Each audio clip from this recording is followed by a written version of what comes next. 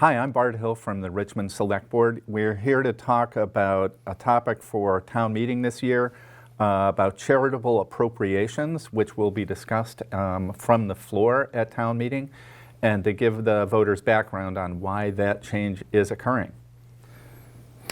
Hi, my name is Duncan Wardwell, and I'm the assistant to the town manager. And you will notice on this year's official warning of the town ballot that Articles 4 through 11 deal with the charitable appropriations that Bard was speaking about. We're just going to take a few moments to go over that process. So Bard, could you tell me how did the system work in the past for charitable appropriations? Well, I can describe how it's worked up until now during my tenure in the select board, and what would happen is organizations interested in charitable appropriations would submit a form to the town. They would submit a request. During my tenure, we made the form a little more structured and actually to align with the United Way appropriation request form.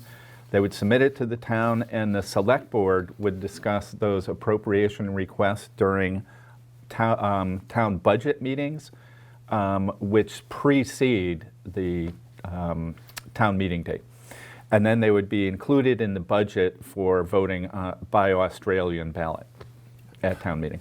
Good. So maybe tell us a little bit about why is this changing? What's going on? Why is this looking different? So why it's changing is a function of case law. Elsewhere in Vermont, there was a lawsuit against a town, a voter displeased with that approach and asking that the town put out specific ballot items for discussion or vote. And so when we sought guidance from our attorney and the Vermont League of Cities and Towns, they suggested a revised approach. Typically, these charitable appropriations have fallen under the category of social services. Could you just explain a little bit about that in terms of the statute? Yeah, so the statute, 24 VSA 26910, for those who want to look it up, talks about voters of the town may appropriate money for the support of social service programs and agencies that provide services to town residents, and there's a definition in statute. But not all appropriations fall into social service categories. So we went back and forth with our attorney and looking at the guidance from the Vermont League of Cities and Towns about what categories they would fit in. And I'll describe sort of where they fell out. Requests that were considered to be recreation were moved to the Recreation and Trails section of the proposed town budget. That includes budget items for Lake Iroquois Association, Richmond Community Band, Richmond Farmers Market, Camel's Hump Little League, and Halloween on the Green. Then there were requests that were considered to be police-based, and that includes funding for the Chittenden Unit for special investigations, requests that were a contractual obligation but not a donation, that it was Special Services Transportation Agency. Requests that were considered to be health services were moved to donations health services because they were not considered social services. That includes Richmond Rescue and UVM Home Health and Hospice. Requests that were considered to be related to the administration of the town were moved to town administration in the proposed budget. That includes Greater Burlington Industrial Corporation and Mount Mansfield Community Television. And then there was a final one that was considered to be ineligible. It didn't seem to fit any of those.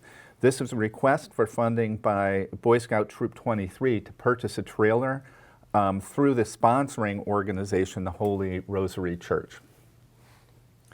And then there are a number of requests that were considered to be social service appropriations and have been moved to individual articles. That includes Vermont Family Network, Age Well, Vermont Center for Independent Living, COTS, or Committee on Temporary Shelter, Our Community Cares Camp, Steps to End Domestic Violence, Turning Point, and Hope Works. Did the organizations have to do anything different this year in terms of applying for appropriations, or are they aware of this change? The appropriation request came in the same way, but they were informed of their status and where they fell into this hierarchy or separation. So yes, they were informed, but the application process was not different from previous years. Great. Could you tell me why we're voting on these appropriations based on a vote from the floor and not through Australian ballot?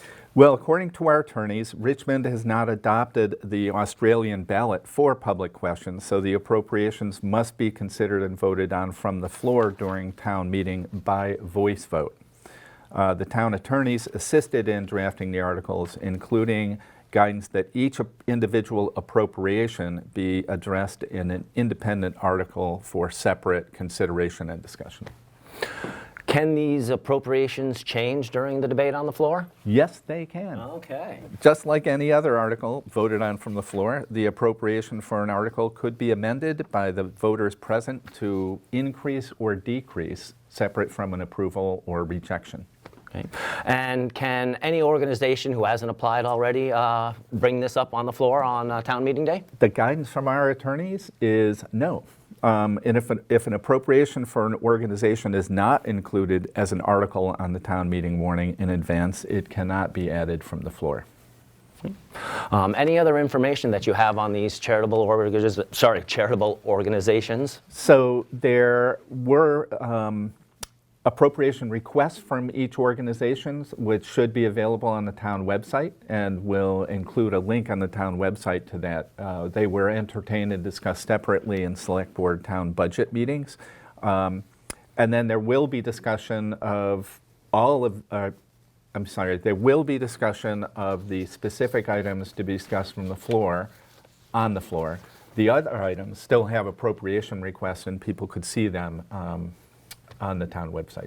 Great. And if I look at, for instance, this official town warning, I'm able to see all the appropriation requests listed in the articles right there. You could see that, and I personally have suggested to the select board and town manager to bring copies of that so that they're available for reference during discussion at town meeting.